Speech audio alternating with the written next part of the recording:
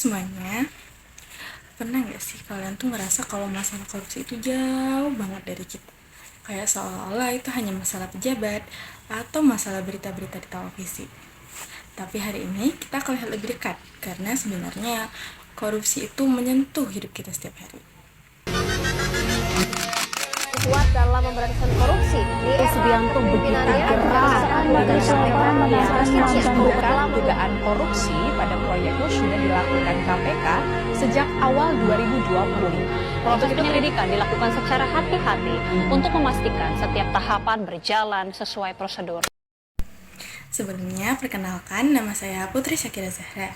Saya mahasiswa Prodi Psikologi dari Universitas Katolik Musi Caritas. Nah, hari ini kita akan berbicara tentang korupsi dan Pancasila. Apa hubungannya dengan kita sebagai mahasiswa? Pertama, mari kita definisikan ulang. Korupsi itu apa sih? Nah, jadi korupsi itu adalah penyalahgunaan kepercayaan untuk keuntungan pribadi. Bisa berupa uang, fasilitas, atau waktu. Dan korupsi itu mempunyai banyak wajah, mulai dari yang besar seperti korupsi pada proyek negara, ataupun yang kecil seperti mencontek saat ujian, atau memasukkan absen agar bisa bolos kuliah. Lalu, apa hubungan dengan Pancasila? Pancasila adalah dasar negara kita. Nilai-nilai luhur yang seharusnya menjadi pedoman hidup. Setiap sila dalam Pancasila sebenarnya memberi peringatan dan solusi tentang korupsi ini.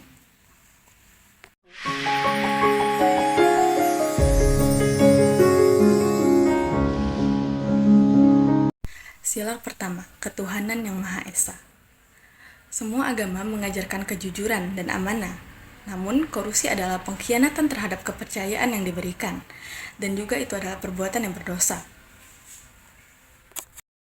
Sila kedua, kemanusiaan yang adil dan beradab. Korupsi itu menciptakan ketidakadilan. Bayangkan ada orang yang mencuri uang yang seharusnya untuk membangun sekolah.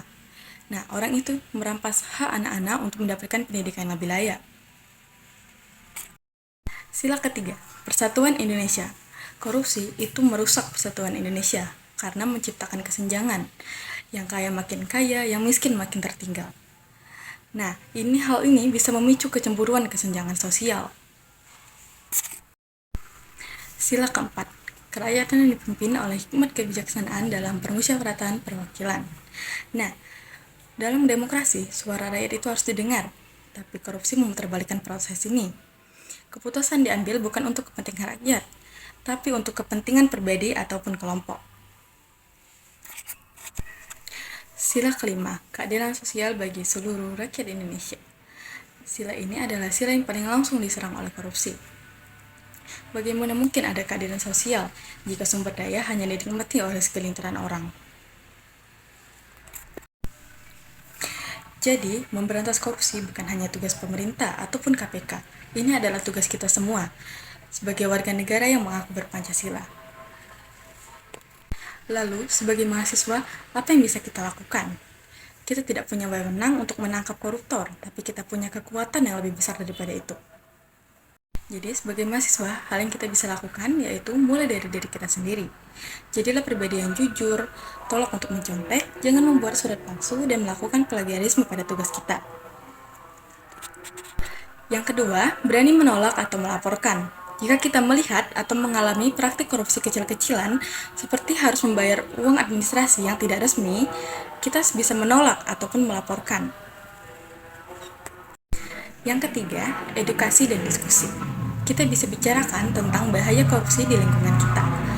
Buat diskusi kecil, bagikan artikel, ataupun buat konten media sosial seperti video ini. Yang keempat, awasi dan terlibat.